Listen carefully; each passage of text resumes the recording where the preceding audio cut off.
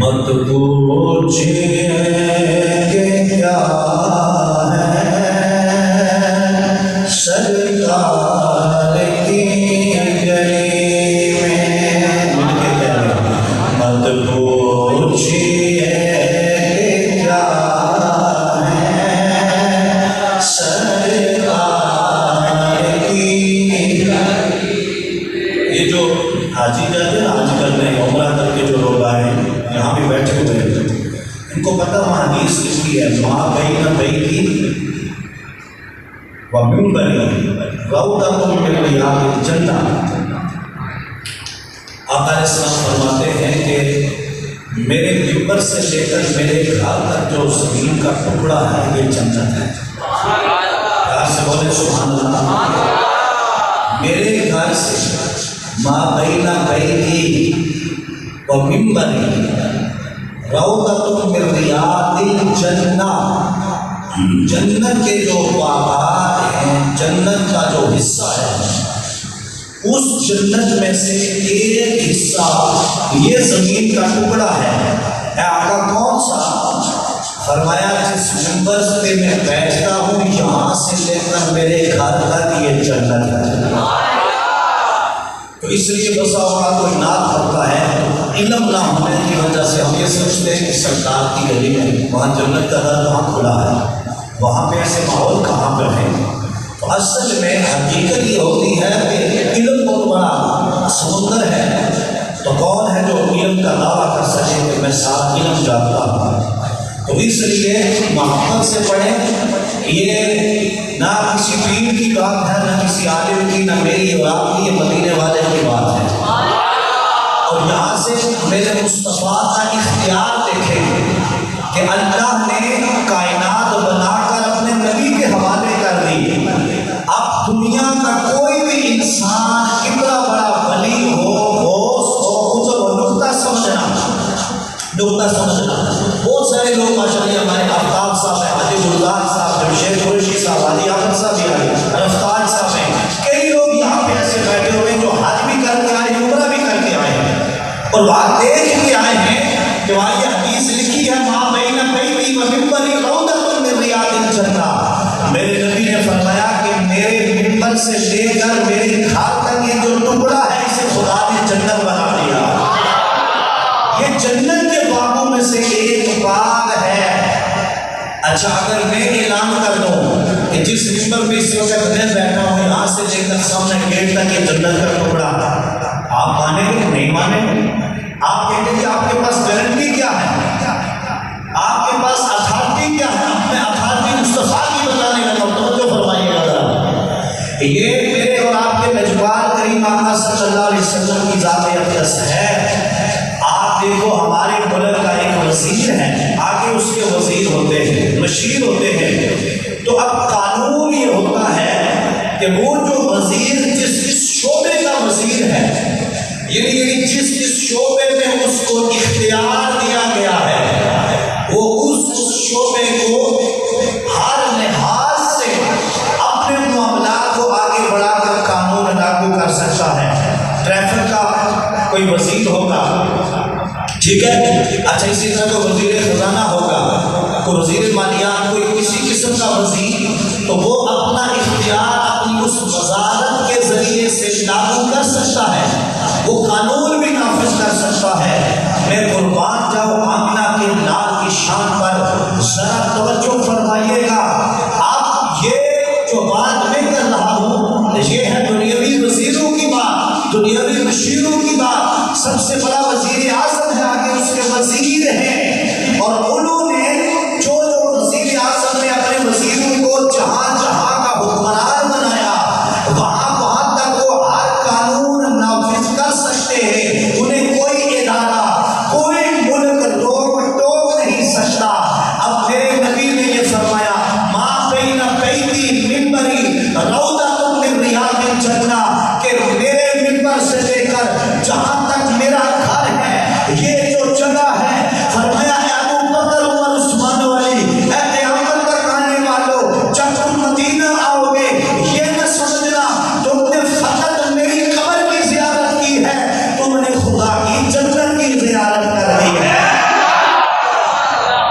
بولو سبحان اللہ۔ جو مدینہ دے کے آیا تھا حقیقت وہ، واہ ماشاءاللہ بڑے سیانے ہیں، پھر بولے جو مدینہ دے کے آیا تھا حقیقت وہ جنت دے کے آیا تھا حقیقت وہ، پھر بولیے نا مت پوچھئے کہ کیا ہے سرکار کی گلی میں، میرے رب نے کائنات کو بنایا، بنا کے کائنات کو میرے رب نے اپنے نبی کے حوالے کیا، فرمایا میرے نبی تو کل کائنات کا مالک و مختار ہو گیا ہے، اے میرے نبی کوئی چاہے تو ٹھکانہ ہلا سکے۔ بخاری کی روایت ہے جب ان کا کہ کافروں نے کہا کہ سچے نبی ہو چاند کو تو ٹکڑے کر کے دکھاؤ، میرے تیرے نبی نے انگلی کا اشارہ کیا، چاند تو ٹکڑے ہو کے زمین پہ آ گیا ہے۔ یہ نبی کا اختیار ہے، زمینوں پہ بھی چلتا ہے آسمانوں پہ۔ نبی اپنے منبر پہ بیٹھے، ابو بکر یہ اعلان نہیں کر سکتے، عمر عثمان علی حسن و حسین 7 لاکھ و بے صحابہ میں سے، حضور کی ازواج اور آل میں سے، غوث اقطاب علماء صوفیاء شہداء میں سے کوئی یہ اعلان کرنے کی گارنٹی نہیں رکھتا، چونکہ میرے نبی اعلان کرتے ہیں، دراصل میرے نبی یہ بتاتے ہیں میں چاہوں تو اپنے صحابہ کو جنت کے ٹکٹ یہاں بیٹھ کے عطا کروں، کسی کو نہیں پتا کرنے کے بعد کیا ہونے والا ہے۔ کئی مولوی تقریروں میں یہ کہتے ہیں ارے یہ تو بخاری کی روایات ہیں، اشرف مبشرہ صحابہ کرام جن کو میرے نبی نے جنت کی بشارت سنائی ہے، مولوی کہتے ہیں نبی کو تو کل کا پتا نہیں، مجھے بتاؤ قرآن کی مانے یا نبی کی مانے؟ میں نے کہا تو کل کی بات کرتا ہے، میرا نبی تو اپنے صحابہ میں جنت کے ٹکٹ تقسیم فرماتا ہے۔ آج سے بولیے سبحان اللہ۔ یہ ہے نبی کی ذات اور نبی کی ذات کے بارے میں عقیدہ۔ میں ابو بکر فی الجنہ، عمر فی الجنہ، عثمان فی الجنہ، علی فی الجنہ، اشرف مبشرہ صحابہ کو میرے نبی نے جنت کے ٹکٹ دیے، اس کے علاوہ کئی صحابہ کو میرے نبی نے جنت کی بشارت سنائی۔ سارے صحابہ نبی کی اہل بیت جنتی، آل رسول جنتی، لیکن خاص خاص ہستیوں کو میرے نبی نے جنت بھی عطا فرمائی، اور منبر پہ بیٹھ کے بھی میرے نبی اعلان فرماتے ہیں یہ جو میرا منبر ہے یہاں سے لے کر میرے گھر تک یہ جو ٹکڑا ہے یہ جنت کا ٹکڑا ہے، خدا نے مجھے اختیار دیا ہے پوری ہوئی زمین پر جس ٹکڑے کو چاہوں میں جنت کا ٹکڑا کہہ سکتا ہوں۔ سمجھ آئیے یہ اختیار مصطفیٰ جان رحمت کا حضور کی شان۔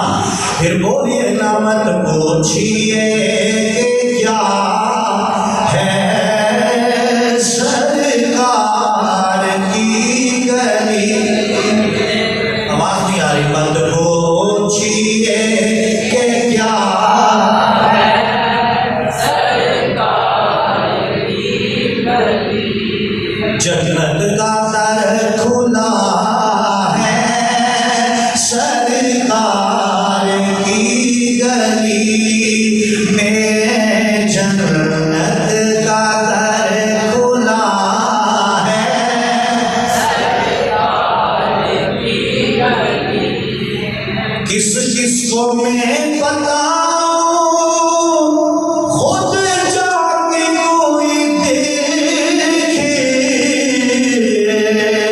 ایک جشن سا بپا ہے سرکار کی گلی، بولو بولو مت پوچھئے کہ کیا ہے سرکار کی گلی۔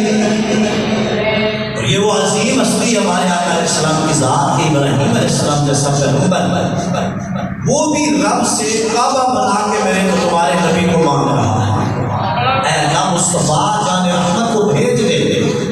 تو حاضرین انبیاء کی جو ذاتیں ہیں وہ بڑی مقدس ہیں، اور اللہ کے قریب جتنا کوئی ہوگا اللہ اس کی آزمائش بھی اتنا کرتا ہے۔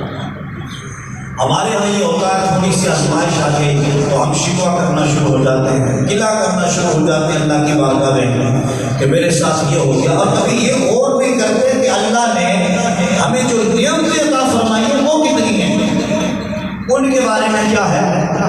اچھا میرے رب کا قرآن کہتا ہے وَإِن تَعُدُّوا نِعْمَتَ اللَّهِ لَا تُحْصُوهَا، یہ پارہ نمبر 14 کی آیت۔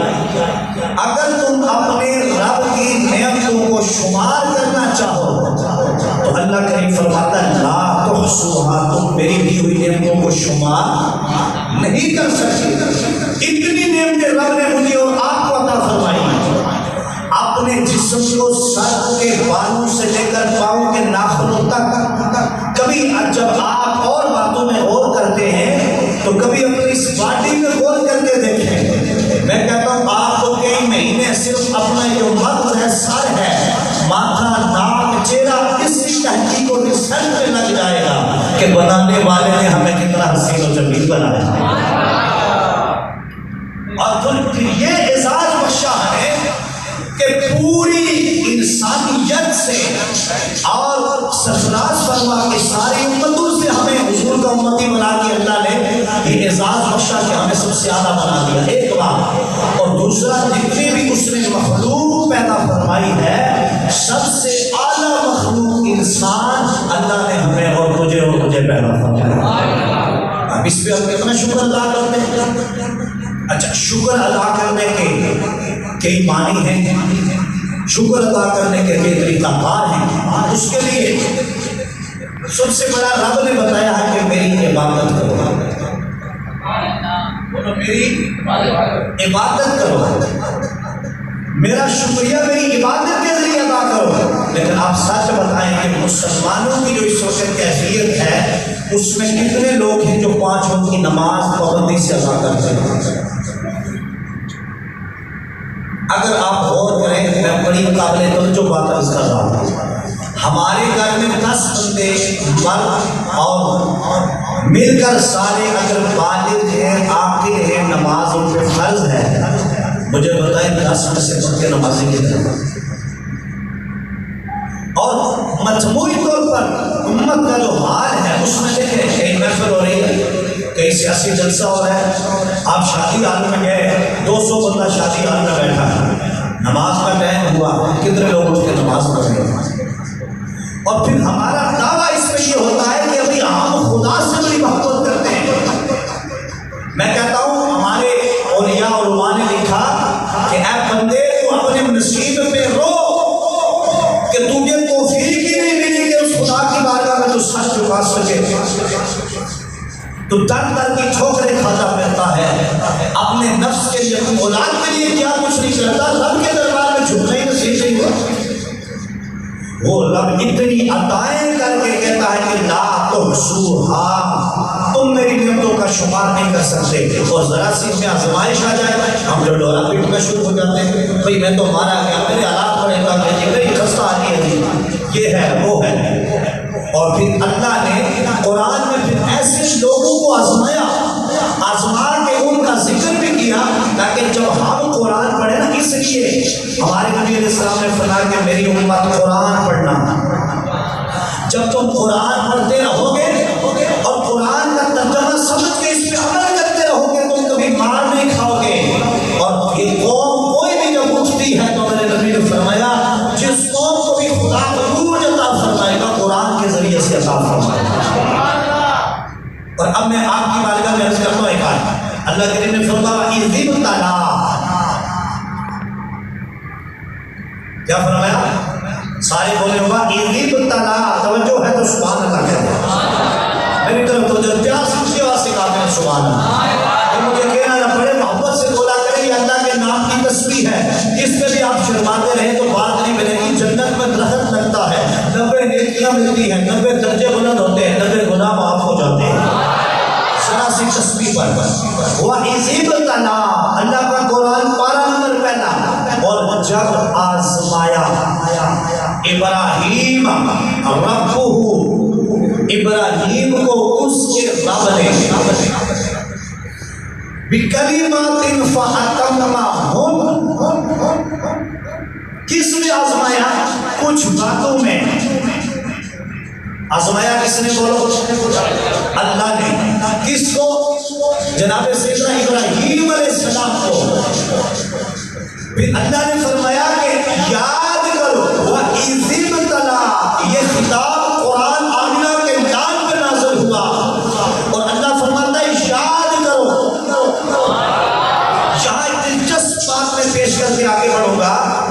اب چونکہ ہمارے آقا علیہ السلام فرماتے ہیں کہ اللہ نے اول ما خلق اللہ نوری، میرے نبی نے فرمایا سب سے پہلے اللہ نے میرے نور کو پیدا فرمایا، پھر وہ نور آدم کی پیشانی سے ہوتا ہوا جناب عیسیٰ روح اللہ کی پیشانی تک پہنچا، وہاں سے ہوتا ہوا حضرت عبد المطلب کی پیشانی اور پیٹھ میں منتقل ہوتا ہے، وہاں سے عبداللہ کی پیشانی میں آتا ہے، اور وہاں سے وہ نور شکم سیدہ آمنہ میں داخل ہوتا ہے، اور محمد کی صورت میں اس کا ظہور ہو جاتا ہے۔ جو ہے وَإِذِ ابْتَلَىٰ، اور یاد کرو۔ رب ہمیں کہہ رہے ہیں، آپ کو کہہ رہے ہیں، اللہ کا کلام اپنے نبی سے ہے۔ اچھا میں یہ کہوں، توجہ فرمانا، میں تو مثال دینے لگا ہوں۔ اچھا میں یہ کہتا ہوں کہ بھائی جہانگیر صاحب یاد کریں، وہ پچھلے سال 27ویں کا پروگرام ہوا تھا تو اس میں فلاں بندے نے فلاں نعت پڑھی تھی،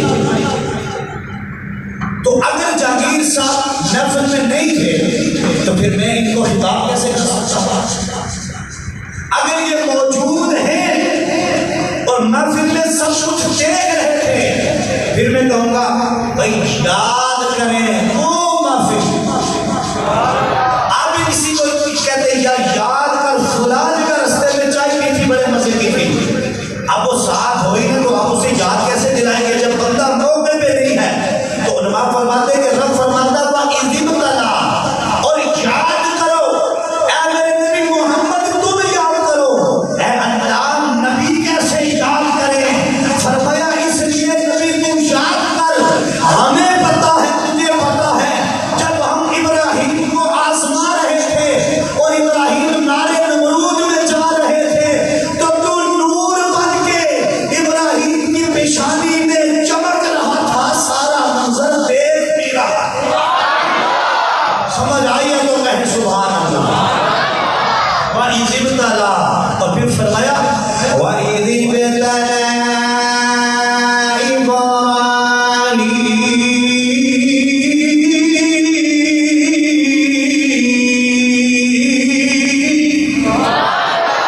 اور جب یاد کرو جب ابراہیم کو آزمایا کس نے؟ ربہ، ابراہیم کے رب نے کہی کلمات، چند باتوں میں، کچھ باتوں میں، فاتمہن، میرا تیرا رب فرماتا ہے ابراہیم کو ہم نے چند باتوں میں آزمایا، کچھ باتوں میں ابراہیم کی ہم نے آزمائش کی، ہم نے یہ جانچنا چاہا ہمارا ابراہیم ہم سے کتنا پیار کرتا ہے، ہم نے اس کی آزمائش کی ہے۔ فَأَتَمَّهُ، کائنات کا خالق خود کہتا ہے ہمارا ابراہیم ڈگمگایا نہیں، بلکہ وہ پورا اترا ہے، ہر امتحان کو پاس کر لیا ہے۔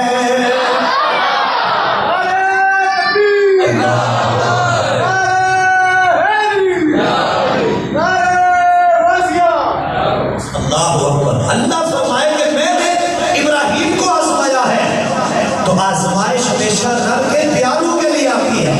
وَلَنَبْلُوَنَّكُمْ، اللہ فرماتا ہے پارہ نمبر 2 ہے، میں ضرور تمہیں آزماؤں گا بِشَيْءٍ مِّنَ الْخَوْفِ، ذرا سا خوف طاری ہو گیا، ہم کہتے ہم گئے، پتہ نہیں رب نے، ہم نے رب کے ساتھ کوئی دشمنی تو نہیں پالی تھی، اللہ معاف کرے، ایسے ایسے کلمات اور شکوے ہماری زبان پہ آ جاتے ہیں۔ لوگوں شکر ادا کرو کہ رب آزمائے، یہ دعا مانگا کرو اللہ جب تو آزمائے، بیماری آ جائے، تنگستی آ جائے،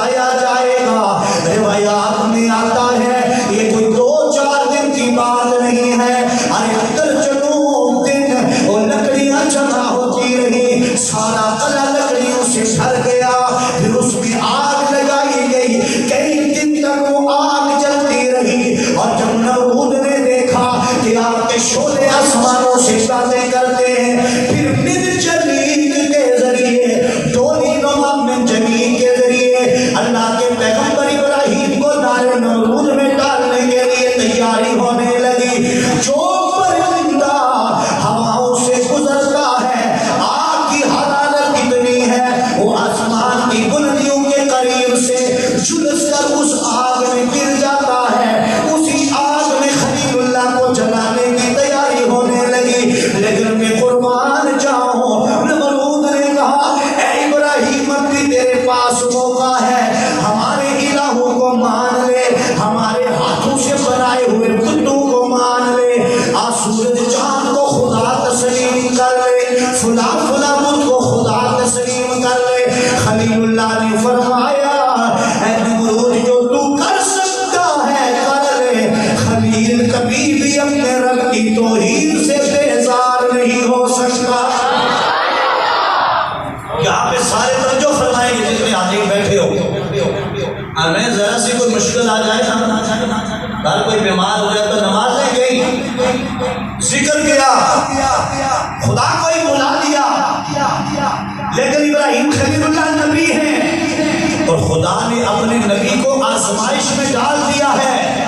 اب نبی ابراہیم خلیل اللہ نے یہ نہیں کہا اللہ سونیا میں تیرا خلیل ہوں اور میں اکیلا ہوں، لاکھوں نمرودی دوسری طرف سے مجھے اب آگ میں ڈالنے کی تیاری ہو رہی ہے، مولا میں نے تیرے ساتھ کیا دشمنی کی، استغفر اللہ معاذ اللہ، مجھے سارے بتائیں گے بیٹھے ہوئے، خدا سب سے بڑا، کل کائنات خدا نے بنائی، مجھے بتاؤ اللہ کے بعد جو اللہ نے مخلوقات پیدا فرمائی، زمین و آسمان بنائے، چریر پریر حیوانات جمادات نباتات، جو کچھ بھی میرے رب نے پیدا کیا ہے، اس رب کی جتنی کچھ کہتے ہیں 18,000، کچھ کہتے ہیں جی کہ اس سے بھی زائد مخلوق پیدا ہوئے، چلو جتنی بھی ہے خدا کے علم میں ہے، اس ساری مخلوق سے برگزیدہ ہستیاں کون سی ہیں؟ انبیاء۔ کون ہے بولو سارے؟ نبی اور رسول۔ کون ہے؟ نبی اور رسول، اور وہ سب سے خدا کے پیارے ہیں۔ اللہ نے سب سے بڑے امتحان بھی اپنے نبی اور رسولوں سے دیے، اس لیے قرآن اور حدیث کی روشنی میں دیکھا جائے اللہ جب کسی کو آزماتا ہے تو وہ اتنا ہی رب کے قریب ہوتا ہے۔ اب جتنا وہ بندہ صبر کرتا جاتا ہے اللہ آزمائشیں زیادہ کرتا جاتا ہے۔ میں اسے آزما کے دیکھوں تو صحیح یہ میرا بندہ مجھ سے محبت کتنی فرماتا ہے،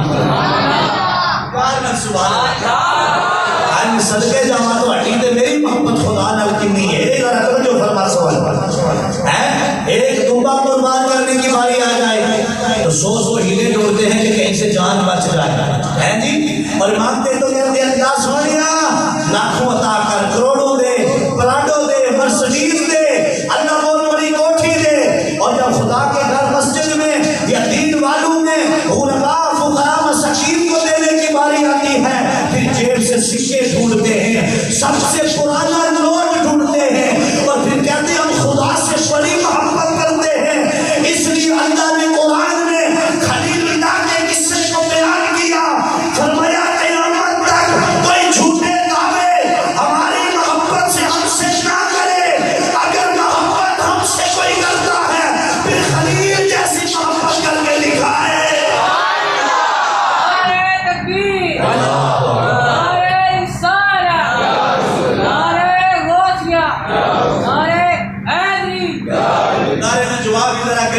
سبحان اللہ کو ذرا گج وج کے سارے آپ کو سبحان اللہ، سچے تو میں آپ کو زبردستی نہیں کرتا، آپ سارے کہتے ہیں سبحان اللہ، میرا دل نہیں کرتا یار کہ اس رب کا نام اور ڈھیلے انداز میں سستی کائی ڈال کے پریشان چلا لے کے بتا کے رب کی تسبیح بیان کرو تو اس طرح کہ میں ہر جگہ کئی جگہوں پہ جب میں بیان کے لیے جاتا ہوں تو میں لوگوں کو بتاتا ہوں، جب وہ بھی کہتے ہیں سبحان اللہ، اور کچھ کچھ کہتے ہیں ہمارا اسٹیٹس کو بڑا ہے، میرا 18واں گریڈ ہے، میں افسر ہوں، میرے پاس پیسہ بہت ہے، میں کیوں سبحان اللہ کو مجھے، میں نے کہا تمہیں ضرورت نہیں نیکیوں کی، تو مسجد میں کس لیے آئے ہو؟ شاید تم ولی بن گئے ہو، اب تمہیں نیکیوں کی۔ اور میں کہتا ہوں لوگوں، جب ہمارے گھر کے پاس درخت کے اوپر بیٹھا ہوا پرندہ اللہ کی تسبیح بیان کرتا ہے، آپ کہتے ہو کوئل بولتی ہے، آپ کہتے ہو بلبل بولتی ہے، آپ کہتے ہو فلاں پرندہ بولتا ہے، اور آپ کہتے ہو پرندہ بولتا ہے، مرغ بولتا ہے۔ اللہ کا قرآن کہتا ہے یہ پرندہ جو بھی ہو، کوئل ہو، بلبل ہو، کبوتر ہو، کبا ہو، یا تمہارا مرغ کام دے، در حقیقت بات یہ ہے سبح للہ ما فی السماوات و ما فی الارض، یہ جو کچھ بھی ہے یہ تمہارے نام رب کی تسبیح بیان کر رہا ہے۔ مجھے آج تک سمجھ نہیں آئی 5 فٹ کا انسان، توجہ 6 فٹ کا انسان، کھاتا پیتا خدا کا، اتنا بڑی شکل صورت رب نے عطا فرمائی، اتنے کرم کیے کہ کہا لا تحصوها، تو میری نعمتوں کا حساب نہیں لگا سکتا۔ اللہ نے قرآن میں کہا ارے چھوٹا سا پرندہ جو میری تیری مٹھی میں آ جائے، وہ ہمارے درخت پہ بولے، ہمیں صبح کے وقت جگا دیتا ہے، وہ اتنی محبت سے خدا کی تسبیح پڑھتا ہے، ہمیں بھی خدا کا نام محبت سے لینا چاہیے۔ تو اللہ نے فرمایا تمہیں پتہ چلے کہ محبت کے دعوے کیسے کیے جاتے ہیں، میں اپنے خلیل کو آزماؤں گا، قیامت تک تمہیں پتہ چلے کہ دعویٰ خدا سے جب محبت کا کیا جائے پھر خدا کی ماننی پڑتی ہے۔ ابراہیم علیہ السلام کی دیکھو خدا سے محبت، اسماعیل علیہ السلام کی دیکھو خدا سے محبت، نبیوں کو دیکھو خدا سے محبت، میرے آقا کی خدا سے محبت دیکھو، میرے نبی کے صحابہ کی خدا سے محبت دیکھو، میرے نبی کی اہل بیت کی خدا سے محبت دیکھو، میری آپ کی محبت خدا سے کتنی ہے۔ آج کی تقریر میں صرف اتنا بتانا چاہتا ہوں، ذرا سوچئے گا اور پھر خود سے پوچھئے گا کہ میں اگر صرف نماز کا حکم خدا دے، میں 3 ٹائم کا کھا پی کر ریفریشمنٹ کر کے طرح طرح کی نعمتیں کھا کر بھی اگر میں خدا کی بارگاہ میں جھکنے کے لیے نہ جاؤں تو مجھ جیسا غدار کون ہو سکتا ہے۔ اگر خلیل اللہ کو آزمایا، آپ کے شعلے آسمان سے باتیں کر رہے ہیں، خلیل اللہ نے کہا خدایا تو آزماتا جا، اگر تو کہے گا تو تیرا خلیل ہاجرہ کو بیابان میں چھوڑ آئے گا، تیرے حکم پر ننھے اسماعیل کو بیابان میں چھوڑ کے آئے گا۔ ارے جو خدا سے محبت کرتے ہیں خدا پھر ان کو آزماتا ہے، تنگستی آتی ہے، جان دینی پڑتی ہے، بچے قربان کرنے پڑتے ہیں، آگ میں چھلانگ لگانی پڑتی ہے، پھر جب وہ کرم کرتا ہے تو اتنا بڑا کرم کرتا ہے۔ فرمایا پیارے خلیل ہاجرہ کو بیابان میں چھوڑا ہمارے حکم پر، ننھے اسماعیل کو چھوڑا ہمارے حکم پر، اب سب سے پہلے تمہاری ہاجرہ نے اس مکہ کی بیابان دھرتی کو آباد کیا ہے، قیامت تک میرا کعبہ بھی یہیں پہ ہوگا، زمزم کا چشمہ بھی یہیں پہ ہوگا۔ اب سے بولیے سبحان اللہ۔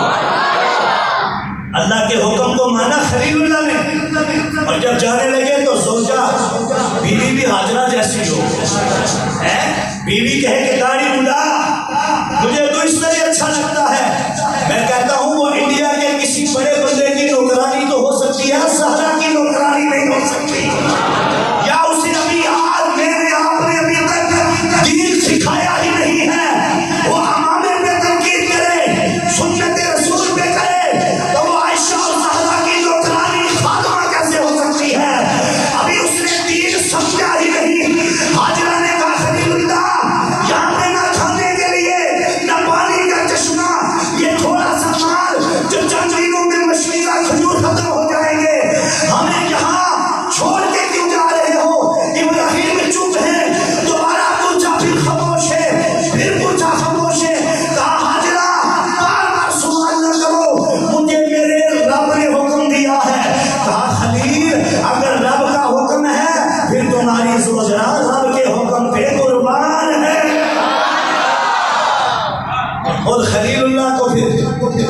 नारे नमरूद में जब डालने लगा, नमरूद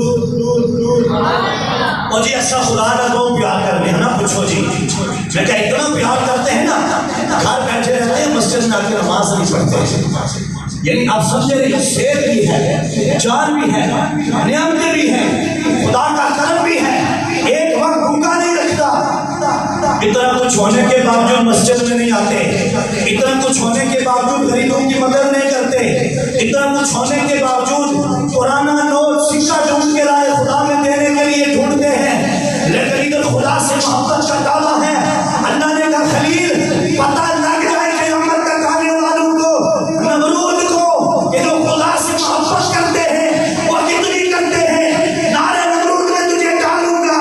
खलीलुल्लाह ने कहा मौला तू कहेगा हाजरा को बेअमान में तेरा खलील छोड़ेगा, हुक्म तेरा होगा, नन्हे इस्माइल को खुद से जुदा कर दूंगा, हुक्म तेरा होगा, वक्त आएगा तू इस इस्माइल की कुर्बानी मांगेगा, मैं बेटा समझ के पीछे से हटूंगा, उसे कुर्बान कर दूंगा और कुर्बान जाऊं खलीलुल्लाह की मोहब्बत खुदा पर, और कुर्बान जाऊं ज़बीहुल्लाह की मोहब्बत खुदा पर। कि बाप भी टूट के खुदा से मोहब्बत करता है और बेटे को भी खुदा से इतनी मोहब्बत है कि 12 साल की उम्र में खुदा से इतनी मोहब्बत है। कहा अब्बा जी अगर उसके नाम पे कुर्बान करते हो, एक नहीं तो 9 इस्माइल कुर्बानी के लिए तैयार है। हाँ बोला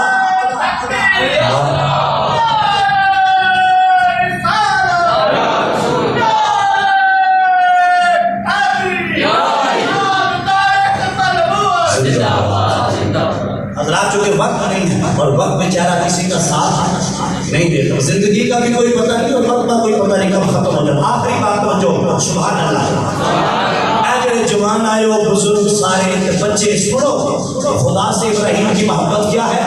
हाजरा को भी छोड़ा बियाबान में, इस्माइल को भी, और जब अपनी बारी आई तो जान कुर्बान की, नारे नमरूद में कूद पड़े और बेटा कुर्बान करना पड़ा। तो जो बेटे सारे सुने जिनके बाप जिंदा हैं, बेटे ने बाप की फरमाबरदारी पे गर्दन कटाना शुरू कर, सरे तस्लीम खम कर दिया। आज का बेटा कहता अब्बा जी फलां चीज मुझसे क्यों मांग रहे हो, अब्बा जी खांसी लगी है, बुखार, दूसरे कमरे में जाके लेटो। और मैं कहता हूँ इस्माइल से सीख, बाप का मकाम क्या है। इस्माइल की रूह कहती है बाप का मकाम ये है, बाप खुदा के हुक्म पर छुरी के नीचे रखे, बेटे की फरमाबरदारी ये है कि उफ भी ना करे। अब्बा से बोलो सुभान अल्लाह। और बेटे ने भी नहीं कहा कि अब्बा जी मैं तो मारा जाऊंगा, छुरी चलेगी, तकलीफ बड़ी होगी। आप खुदा के नाम पर इस्माइल भी कुर्बान, और फिर मैं कुर्बान जो आखिरी बात तो सुभान अल्लाह। अल्लाह को तो पता था ना कि मेरा खलील चल रहा है, इसके बावजूद अल्लाह ने कहा जिब्रील तू भी जा। सिदरा से जिब्रील चले और खलीलुल्लाह की मंजिल समेत नारे नमरूद के पहुंचने से पहले तवज्जो फरमाना, जिब्रील आए सिदरा, 7 आसमानों से आगे सिदरा है। तवज्जो फरमाना, मेरे आखिरी जुमले तकरीर खत्म करने जा रहा हूँ। 7 आसमानों से आगे सिदरा, सिदरा से आगे जन्नत। जिब्रील सिदरा से चले, खलीलुल्लाह के पास पहुंचे, इधर यूसुफ को कुएं में डाला गया, अभी यूसुफ पानी पे नहीं पहुंचे। जिब्रील सिदरा से जन्नती तख्त लेके आ गए।